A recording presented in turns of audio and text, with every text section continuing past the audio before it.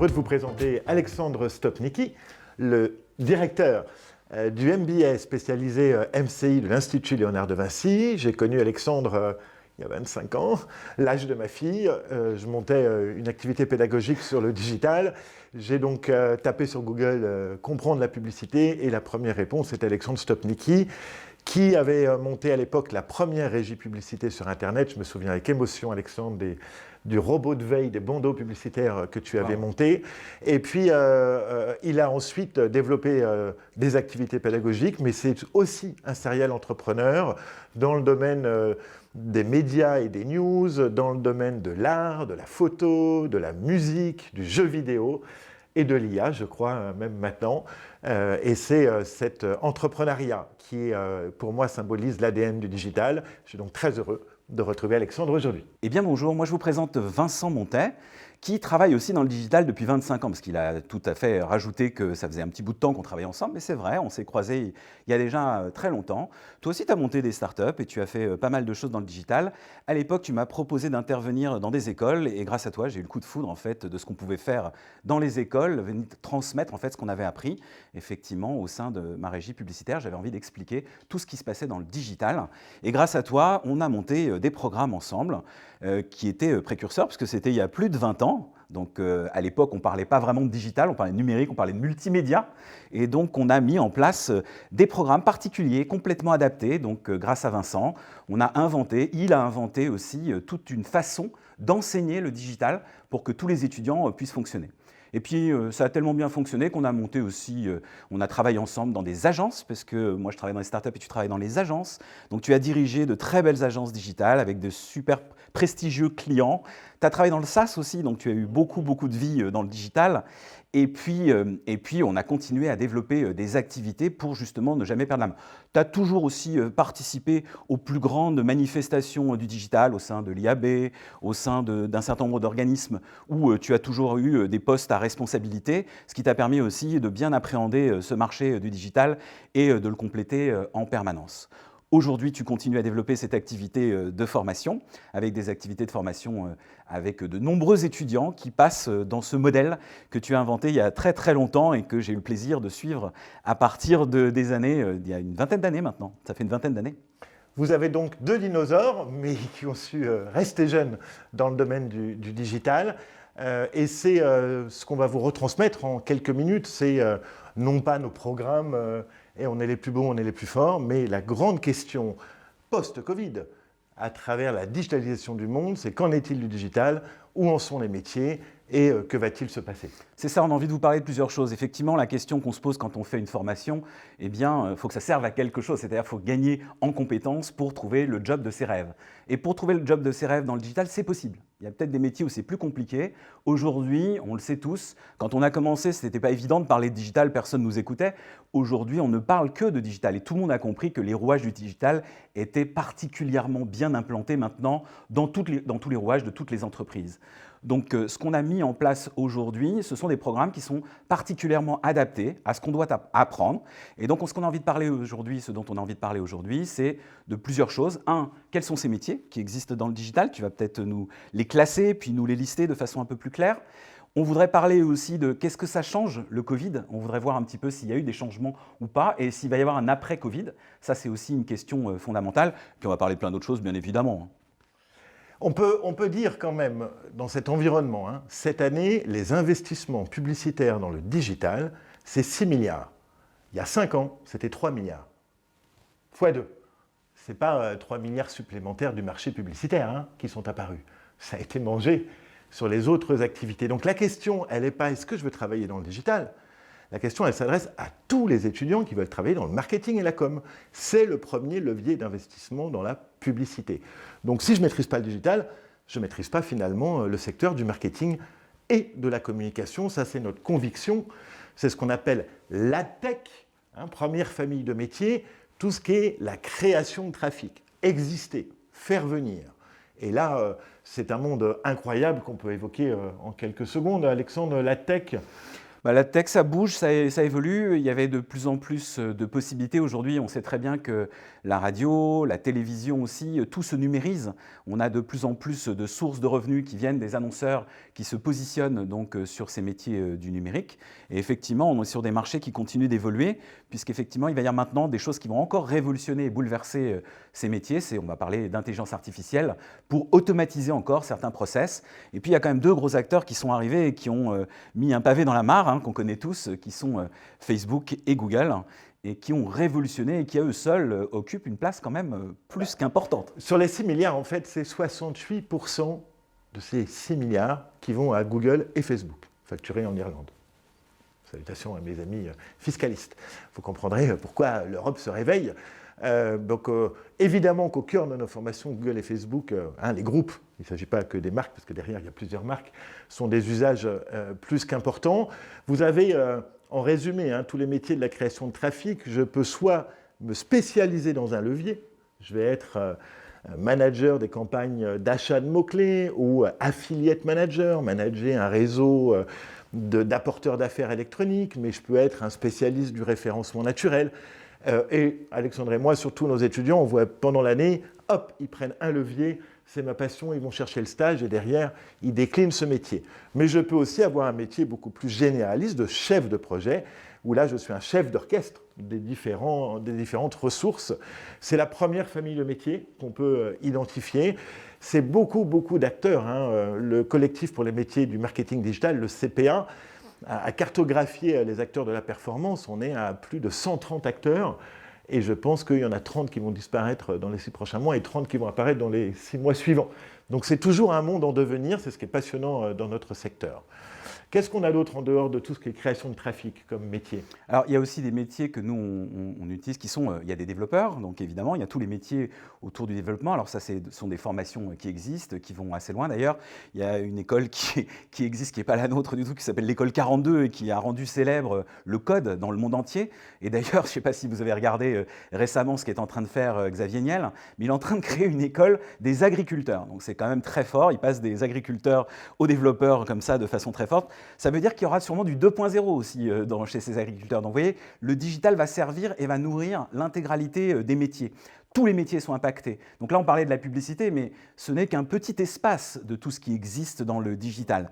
Il y a d'énormes leviers qui vont permettre, quoi qu'il arrive, d'avoir des réflexes et de faire son métier en utilisant le digital. Et donc, on peut aussi bien être médecin qu'agriculteur, on peut être pharmacien, on peut travailler à peu près tous les domaines. On va avoir besoin de ces leviers et c'est ce qu'on va vous apprendre dans nos formations. Ce n'est pas simplement des formations qui répondent à des problématiques techniques, ce sont des formations qui vont répondre à des problématiques généralistes de l'usage du digital, quel que soit le métier qu'on va pratiquer. Tu as dit le mot-clé pour, quand on rencontre des gens qui nous posent des questions, pour beaucoup de personnes qui ne connaissent pas tout ça, le digital égale la technique ou l'informatique. Alexandre et moi, en fait, on n'est pas du tout scientifiques. Si je ne me trompe, on vient du commerce et de la communication. Et comprendre que le digital devient une brique avec ma première histoire, je viens de la médecine, je viens de l'agriculture, je viens de la philosophie, je viens du contrôle de gestion, je peux aujourd'hui absolument trouver un métier, voire exercer mon ancien métier, mais qui s'est digitalisé. On va y arriver encore plus avec le Covid. Et donc, je vais me différencier sur les CV, parce qu'à un moment, quand 30% de mon activité minimum devient digitale, la différence de recrutement, elle se fait sur ces compétences-là. Donc en fait, on pourrait parler des métiers en détail et évidemment les lister avec leurs spécificités. Mais il faut savoir, et vous le savez déjà, ça évolue et ça va évoluer en permanence. Donc il ne suffit plus simplement d'avoir des compétences techniques ou des compétences fortes sur une activité. Il faut avoir une vision 360. Il faut être capable d'embrasser ce qui va changer aussi. Il faut être capable d'évoluer aussi vite que le digital. Et le digital évolue puisqu'il y a des algorithmes de Google qui nous font la pluie et le beau temps. D'un seul coup, le SEO, c'est ça. Et le lendemain, c'est autre chose. Donc juste avec des changements d'algorithmes. Donc ça, il faut qu'on apprenne à des générations comment être agile avec tous ces outils qui vont changer en permanence. Donc la technique, c'est bien. Ce qui compte aussi, c'est cette agilité qu'on va proposer à nos étudiants pour qu'ils aient des réflexes et qu'ils sachent même s'auto-former. On leur apprend à apprendre. Agilité qu'il faut d'ailleurs surveiller dans les différentes formations qui existent sur le marché. Et ça, c'est un point commun qu'on a ensemble, c'est de n'avoir que des professionnels, d'être dans le secteur et donc de rien enseigner comme l'année dernière. et de chaque année changer notre programme. C'est ce qui nous passionne. Sinon, vous savez quoi, hein, il y a plein de formations online. Très très bien, vous vous formez, sauf que là c'est du temps long, c'est le temps humain, et puis c'est cette rencontre avec les gens qui font le digital. Et d'ailleurs il y a des cours qu'on ne peut plus enseigner avec Alex, parce qu'on n'est plus dedans. Hein, dans des hyper spécialisations, on le faisait il y a 10 ans, mais là, plus possible. Donc ça c'est extrêmement important que les programmes qui vous intéressent soient toujours en devenir, toujours en état de veille. Ça se surveille assez facilement en termes de critères pour voir si tout va bien. En tout cas, chez nous deux, c'est ce qui nous passionne et c'est ce qui fait notre ADN. Et on entend plein d'étudiants qui nous disent « je ne me sens pas légitime, j'ai déjà fait un peu de pub, j'ai déjà fait du SEO, j'ai déjà fait du SEA, j'ai déjà fait pas mal de choses, mais je ne me sens pas encore légitime ». Et on est là aussi pour rassurer les étudiants, pour leur montrer que personne n'est vraiment légitime. Nous, le mot expert, on l'a un peu banni parce que c'est un mot, ça change vite, hein, on est expert et le lendemain on ne l'est plus. Donc ce qui est beaucoup plus important maintenant, c'est encore une fois de revenir sur cette agilité pour devenir à nouveau expert, quelle que soit la nouveauté, quel que soit ce qui va arriver. Et on parlait du code il y a quelques minutes. Aujourd'hui, il y a une nouvelle technique qui est en train d'arriver, ça s'appelle le no-code. Et on parle beaucoup de no-code en fait, c'est-à-dire que grâce aux intelligences artificielles, grâce à de nouveaux outils, n'importe quelle personnalité du marketing va pouvoir faire une application clé en main, complète, qui fonctionnerait comme avec un codeur. Donc on va s'affranchir encore une fois d'un certain nombre de barrières techniques qui existaient pour pouvoir utiliser des outils et s'en servir, quel que soit le métier qu'on va avoir à pratiquer. Ça fait partie des rouages et des bases de nos formations. Et ces métiers, ils s'adressent qu'aux jeunes ? Point d'interrogation. Ah, pas du tout. Tu le sais très bien. Oui. C'était une bonne question. Je te remercie de me l'avoir posée, comme dirait l'autre. Donc, non, bien sûr. Préparé, hein. Bien sûr que non. Aujourd'hui, heureusement d'ailleurs. Et tu vois, on peut être vieux et enseigner le digital d'ailleurs. Il n'y a pas de souci. Ça nous remet en question en permanence. Moi, je passe au moins 2 heures par jour minimum à faire de la veille. Minimum. Alors, c'est la nuit plus que le jour d'ailleurs. Mais effectivement, pour apprendre, il n'y a pas de miracle. On a une information qui est extraordinaire. Elle a à portée de clic. Ça n'existait pas avant. Hein. J'ai connu, alors je ne dois pas le dire, on le coupera peut-être au montage, hein, mais l'encyclopédie universalis. Toi aussi, tu as connu ça. Hein. Bon, ça va, alors je me sens mieux. Mais effectivement, aujourd'hui, quelle que soit la question qu'on va poser à Google, si tu n'as pas trouvé, c'est que tu as mal cherché. J'aime bien dire ça de temps en temps. Donc, tout existe en fait. Donc, c'est une question d'effort à faire pour aller chercher de l'information et se former. Mais tu as raison, on peut se former avec une vidéo. Ça ne suffit plus. On peut se former avec une vidéo, mais on a besoin d'un accompagnement, on a besoin de rassurer les étudiants, on a besoin de les emmener sur le terrain qui est le plus adapté, on a besoin de les coacher, on a besoin de les accompagner. Ça, c'est quelque chose de très important que je ressens de plus en plus fort. Et en période de Covid, évidemment, on a encore plus besoin d'être présent pour aider nos étudiants. Surtout qu'avec son potentiel, le digital permet à chaque étudiant, on l'a dit tout à l'heure, de présenter sa singularité. Et c'est pour ça qu'il faut être coaché, accompagné. C'est compliqué de se connaître, même quand on a 40 ans et qu'on a de l'expérience, pour projeter, on a des biais cognitifs, on a son passé, sa culture, alors que le digital balaye beaucoup de choses, ou en tout cas secoue beaucoup de process classiques.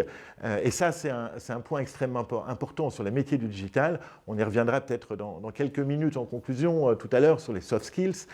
Mais ce qui est étonnant d'ailleurs, c'est tu me disais, est-ce qu'on peut être plus âgé? Alors, à quel âge on est plus âgé? Ça, c'est aujourd'hui, hein, on ne sait pas trop. Mais admettons que vous ayez une quarantaine d'années, donc vous n'êtes pas considéré comme le plus junior du monde, à partir de 40 ans, bien sûr. Bien, en fait, on peut avoir des avantages énormes, justement, avoir un bagage intellectuel, avoir travaillé dans des entreprises, avoir compris les rouages d'un COMEX, avoir aussi mis en place des actions de communication traditionnelles. Et ce bagage-là, dans nos formations, eh ben, on apprend à le garder, on s'en sert en fait. C'est un tremplin, c'est ce qui va permettre de rebondir en utilisant maintenant plus de digital pour être encore plus souple, plus agile. Par contre, il y a quand même des révolutions, tu le sais très bien. Les startups nous imposent des modèles très différents. Jusqu'à maintenant, on n'avait pas imaginé un jour qu'on allait bouleverser le monde des hôtels. Il y a Airbnb qui est arrivé. On n'avait pas imaginé qu'on allait bouleverser les plateformes et qu'on pourrait tout acheter sur Internet, sur Amazon et sur d'autres plateformes. Tout ça, quand on disait il y a des années, tu vas acheter des chaussures sur Internet, on me regardait, Alex, t'es fou. Jamais j'achèterai de chaussures. Il faut les essayer. Vous voyez, donc, nous, ce qu'on apprend à nos étudiants, c'est à arrêter de dire jamais et à leur dire quand est-ce que ça va arriver. Et à leur montrer ce qui peut arriver, ce qui ne peut pas arriver, et leur donner le sens critique. Évidemment, chacun peut dire « je fais pas ». Et quelqu'un qui est senior a un bagage très important qu'il va pouvoir utiliser. Alors c'est vrai que pour postuler un stage, ce n'est pas toujours évident. C'est une autre démarche. Tu as dit « jamais ça arrivera ». Le Covid est arrivé. Qu'est-ce que ça a changé pour nous? Vous l'avez peut-être vu en chiffres. Quelques de mémoire. quelques points forts qu'on a vu passer. D'abord, un tweet dès avril de l'année dernière qui a fait le tour du monde. Qui est le lead de la transformation digitale dans l'entreprise? Est-ce que c'est le boss? Est-ce que c'est le patron technique? Est-ce que c'est le CDO? Et puis, il y avait un quatrième choix, Covid, qui est en fait le grand transformateur. On aurait, moi le premier, jamais imaginé pouvoir dispenser l'ensemble de 100% de nos cours, de nos centaines d'étudiants en distanciel. Vous n'auriez jamais imaginé, pour celles et ceux qui travaillent, passer 100% de votre temps en télétravail.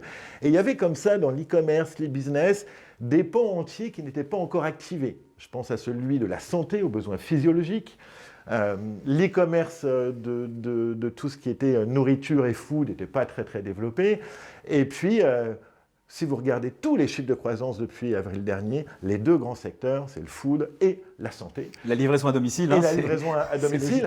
En fait, il n'y a aucune activité humaine aujourd'hui qui ne se soit pas digitalisée. Ouais. Si vous n'avez pas conscience de ça, on ne vit pas dans le même monde. Ça, c'est notre conviction et on le voit tous les jours. On a moins l'objection d'ailleurs, est-ce que j'ai besoin du digital dans ma carrière? Aujourd'hui, on peut poser la question inverse. Si tu n'as pas de digital, ça va être très compliqué.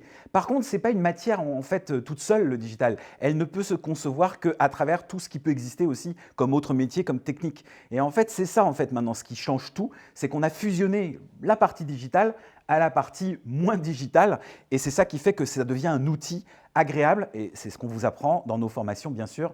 C'est à travailler avec tous ces outils qui existent et qui sont disponibles. Ça serait dommage de s'en priver. Et l'évolution des métiers amène en effet, en dehors des métiers qu'on vous a décrits, très marketing comme digital, tous les métiers qui accompagnent la transformation digitale. Beaucoup de retailers, les grands distributeurs, les magasins, il faut bien se réinventer. On va avoir évidemment l'e-learning, on va avoir plein de secteurs qui recherchent souvent des gens qui viennent du marketing et de la com parce que c'est eux qui ont subi la transformation digitale la plus violente. Ça fait 15 ans qu'on a passé ces 6 milliards, comme je vous ai dit, ils ne seront pas apparus nulle part. On les a bien pris quelque part. Donc ça, c'est assez clair. Mais on voit une vraie évolution avec Alexandre depuis 4-5 ans maintenant. Aller à un bon quart, un bon tiers de nos étudiants, ou alors après 2-3 années d'expérience, qui vont finalement, à l'intérieur de l'entreprise, être le chef de projet, ce qu'on appelle un POC, Proof of Concept, de dire, allez, on va tester ça et on va transformer. La question qu'on se pose d'ailleurs, où est-ce que je vais travailler à la sortie d'une formation digitale? Dans une agence? Dans un grand groupe, dans une PME. Alors ça n'existait pas comme choix. Ça revient à la mode d'aller travailler dans des petites structures, c'est possible. Mais les grands groupes, on garde encore aussi énormément d'avantages à aller travailler avec une belle structure pour pouvoir évidemment déployer plein de choses. On peut travailler dans une start-up, on peut travailler dans une régie. En fait, ce qui est génial, c'est que quand on apprend le digital, on peut aller bosser où on a envie de bosser. Par contre, il y a une nouvelle tendance que tu dois aussi constater, c'est qu'il y a de plus en plus de gens qui ne veulent pas aller bosser dans une entreprise, mais qui veulent être indépendants. Ils veulent être autonomes et ils veulent être capables de proposer des facturations, des services. Donc ça, c'est des choses qui sont en train de se pousser. Alors attention, tout le monde ne peut pas faire ça, je vous rassure, parce qu'effectivement, ce n'est pas si simple de trouver des clients. Il n'y a que ceux qui ont essayé qui le comprennent. Ce n'est pas si simple d'avoir des clients, mais potentiellement, c'est possible. Et on voit des grandes réussites de gens qui deviennent des consultants, qui travaillent pour des grandes marques et qui n'ont pas de N+1, comme je l'entends souvent. Ils sont contents de ne pas avoir de N+1 et qui sont capables justement de mettre à profit tout ce qu'ils ont appris dans nos formations. C'est vrai, aux soutenances dernières de novembre de notre stage des étudiants de l'an dernier, il y en a plusieurs qui ont refusé des jobs et qui ont dit non, je vous facture. Voilà. Même pas peur, j'y vais et j'entreprends. Il faut dire que dans le digital, l'entrepreneuriat est dans l'ADN. Il n'y aurait pas Google et Facebook. Ce n'est pas les empereurs de l'ancien monde qui ont créé le digital, c'est les entrepreneurs. Donc on a en effet cette tendance-là, et puis certains qui vont lancer même des boîtes au-delà du consulting, de très très belles aventures entrepreneuriales, avec persévérance, parce que c'est, je crois, la qualité première, surtout en ce moment. Oui, ce n'est pas la plus grande tendance de nos formations en tout cas. On a 5%, peut-être maximum 10% dans les bonnes années d'entreprises qui se créent suite. En revanche, beaucoup d'étudiants vont travailler dans des entreprises qui viennent de se créer, avec des associés en mode start-up. Ça, il y en a énormément, parce qu'effectivement, on peut le faire ça. Et puis, on voit que malgré la crise, il y a de nombreuses startups qui ont levé beaucoup d'argent. Et donc, il est bon d'aller travailler aussi dans des entreprises qui ont des nouveaux modèles économiques et être armé avec nos formations de compétences qui nous permettent justement d'aller travailler quel que soit le sujet au marketing, à la communication, aux sales, peu importe, on peut tout faire en fait, c'est ça qui est génial. Le potentiel, il est là dans le digital, on peut tout faire, c'est ça qui est formidable. On peut choisir en fait, ce qui est compliqué à comprendre. Oui. Si vous faites boulanger, j'adore les boulangers et c'est un super beau métier, mais vous faites boulanger, sauf si vous montez des entreprises autour de la boulangerie. Dans le digital, on ne sait pas ce qu'on va faire demain. On pourra complètement changer. Et ça, c'est très agréable, je pense. Par contre, ça a un défaut. Le revers de la médaille, c'est qu'on est en permanence en train d'évoluer. Donc, je ne conseille pas du tout les métiers digitales à ceux qui veulent pas évoluer. Il faudra évoluer tout le temps, il faudra vous remettre en question, il faudra apprendre de nouvelles choses. Et ça, c'est difficile par contre, c'est vrai. Ce n'est pas donné à tout le monde non plus. Non, de l'intérêt aussi d'être dans une formation qui a des communautés d'anciens, d'intervenants, qui ait des ADN familiales. Parce que dans le digital, on ne fait rien tout seul.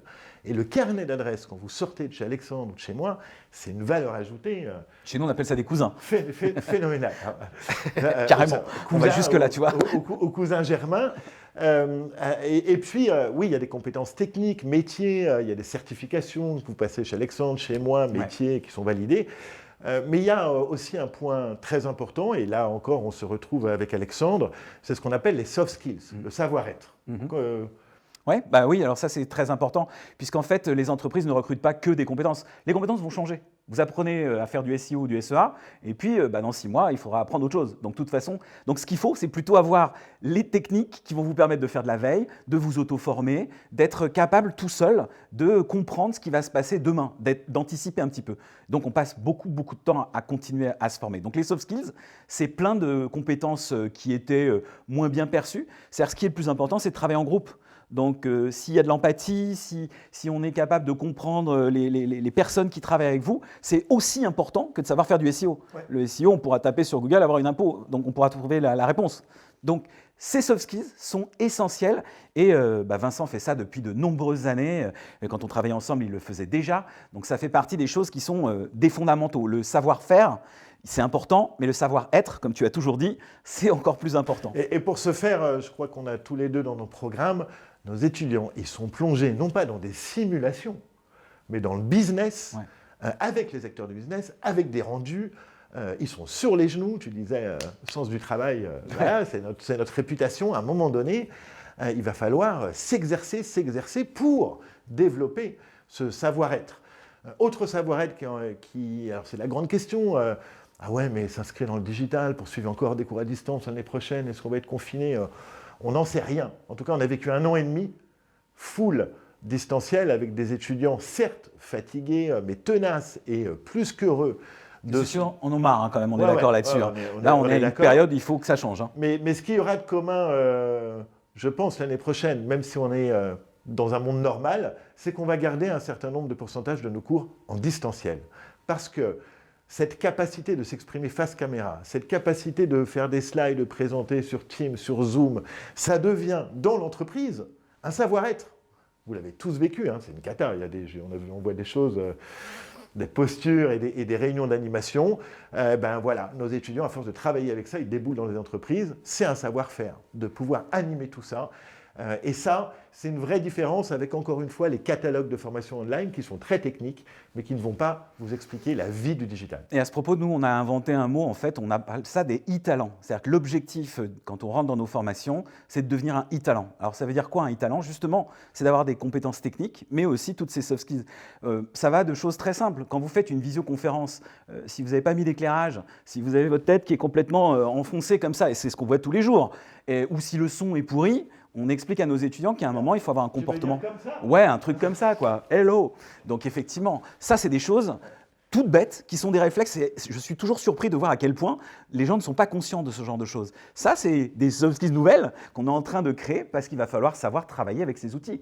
Parce que même si demain, on est tous vaccinés et que tout va bien, et c'est ce qu'on souhaite tous, on n'en peut plus de tout ce qui s'est passé cette année. Les étudiants, ils sont vraiment à bout, là. Ils ont envie de se voir, ils ont envie d'être physiquement ensemble. D'ailleurs, je les plains parce qu'on n'a pas vécu ça, nous. Ils vivent aujourd'hui des formations, c'est déjà compliqué ce qu'on leur demande de faire, mais en plus, on leur demande de rester à la maison avec les enfants, etc. C'est dur. Eh bien, on leur demande aussi de s'habituer à ce nouveau comportement, ces nouveaux usages de travail, ces nouvelles façons de penser. Et on est en train de tout inventer. Et c'est un bon critère, le bien-être des étudiants. Interrogez-vous, quand vous choisissez une formation, comment sont traités les étudiants. Pas ils ont un bon prof, une bonne pédagogie. C'est dans le monde dans lequel on vit, cette dernière année, soit de reconversion, soit de 5e année de votre parcours initial, c'est un investissement en temps, en argent, non négligeable. Et c'est cette dernière chance, en tout cas nouvelle chance, il faut qu'il y ait l'ensemble de ce dispositif humain autour. C'est en tout cas un des critères que je prendrais pour ma fille. Alors tu parles de ta fille, hein, moi mon fils il fait la formation en ce moment, ce qui prouve quand même que c'est possible. Les Donc, miens, les pères, voilà. Bon. Je crois qu'on arrive doucement à la fin. On peut chacun avoir un mot de conclusion. D'abord, merci de votre écoute dans ce second live. Bientôt avec nos avatars.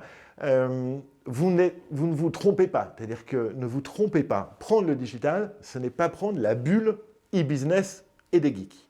Prendre le digital, c'est prendre le seul secteur en croissance en ce moment et qui est transversal, à la fois hyper spécialisé et transversal et qui vous ouvre tout un potentiel d'employabilité. Et on est heureux avec Alexandre de pouvoir offrir ça au marché aujourd'hui.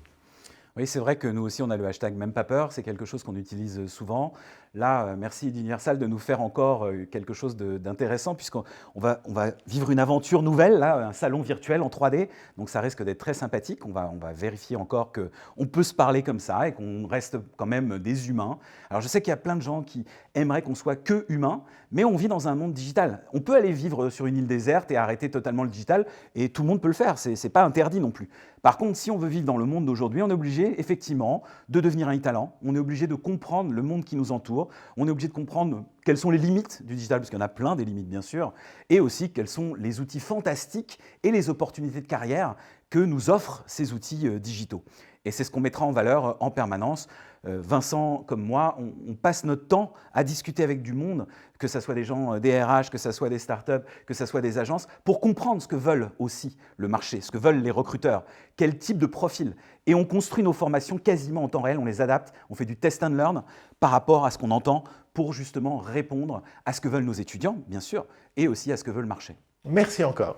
Merci, et puis on se retrouve très bientôt dans la vraie vie aussi.